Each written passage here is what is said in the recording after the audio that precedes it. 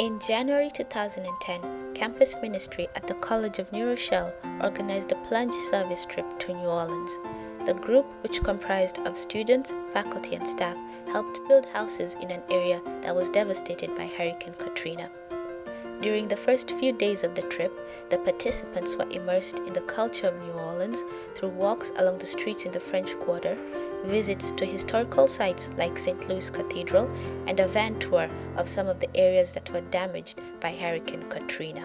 When we went sightseeing, I think I liked the tour the best because I learned so much about the history of New Orleans and basically a lot of background information that I feel is going to be useful for when we're working on the house. Working with Habitat for Humanity, the group assisted in building 2 houses. The first day was really hard because we had the drywall above our heads, and that was heavy in comparison to everything else that we're putting up now, like the fascia and the soffit. It's so light and it's easy to get up and down, but I didn't realize how heavy that drywall was and hammering above your head. I have learned a lot about building houses, measurements, and how careful you have to be handling the nail gun, which I found to be a very powerful instrument to use. We are all working as one, which is something that I think is really motivating everybody to work very hard. I don't think there's one person that didn't help me out this week. So it was a big team effort, which I think is why we got so much accomplished, which is cool too. The group also got to meet and work with the individuals who would be the owners of the houses. That kind of makes you feel good because when you meet the person, you get a sense of home as opposed to building a house. You're building a home, and that's the difference. The neighborhood that she's moving into is, it's one of the poorer sections of New Orleans, which is some of the background that I found out about where we were.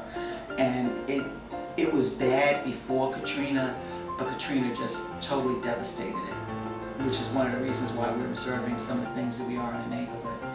And a lot of the empty lots and a lot of the abandoned houses, that people have not come back to, or nobody's decided, well, let's build here. Working on it is something else, but being able to meet the people and interact and tell them, I'm giving this to you, you need to cherish this. It's a gift. I guess everyone has a different definition of service.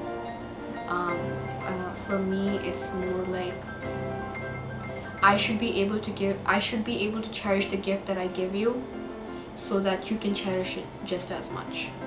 Every evening we gather, and an important part of the Plunge experience is reflecting on the experience on a daily basis, and we prepare a journal for folks to use on a daily basis to do just that. And we take about 15 minutes of some quiet time to privately, as individuals, write in each of our own journals. And then after that we gather for as long as necessary, either for 45 minutes to an hour, just talking about the day. I asked 3 general questions. What was difficult about the day? What was good about the day? And where do we see God today? I really enjoy the reflections and being able to listen to how everybody else feels or their experience of the days, because sometimes you miss a certain part of the day or something completely, you just miss it, you don't get it, and then you hear other people speaking and it puts things in a better perspective. You get a more complete picture of what really went on, because sometimes you're so distracted with the task at hand that you'll miss certain things.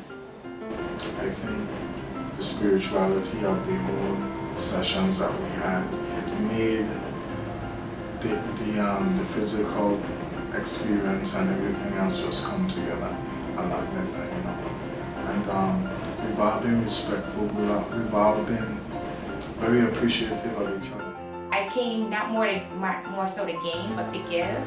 So I'm happy that I was able to contribute to somebody else's homes, something that can try to change their life or influence it in a better way, so that they can go on to get better things in life. I guess in terms of gaining, I feel like I developed new relationships with those who were like in my team, I guess, you know, who came on the Plunge, but I think it made me stronger. I think experiences like this, where you have to get up early and do a manual labor, that type of thing, it makes you stronger in terms of like, might have a little muscle or two. A sense of knowing that at least I've made an impact. Even though it's a drop in the bucket, it's getting us somewhere. I think part of what I've gained has been what I always wanted to gain from the beginning, which was the reason why I came, was to feel like I helped in some way, like I was doing something a little bit more. It was a great experience, and it was really nice giving back to the nation that I've grown up in and stuff like that, and it's nice just to see the life of other people outside of what I'm used to, and to see how other people are living, and it just makes me appreciate what I have and who I have around me. So, yeah. From the first few days that we interacted, you know, there's such a wide variety of people here, and in terms of background and cultural experience, and you know, everybody has a different view of actually coming. You know, I mean, we are here to help, but we all still have our own little twist on, you know, helping and so on. You get a group of people in the beginning that may know each other just from class, or maybe you're peer ministers together, maybe you're RAs, but by the end of the week, you see this group of people as your family, and you're always going to have this experience. And each Plunge is different. I can remember from Mexico with certain people, and you get together and you remember the feelings, the anxieties, the frustration, and the triumphs together. And this Plunge, it's going to be the same way. We came together as a group. We're going to be leaving as a family, a cohesive group that has worked together, that has sweated together, and has reached a goal where we didn't realize that it could be possible. I've learned more that we need to stay involved, no matter where we are. That there's always something you can do, there's always something that you can pitch in, whether it's a small skill, you know, of learning how to use a hammer, or learning how to use one of the bigger equipment. You know, there's always something you can do to help somebody else out. And I think that's what I've learned this week.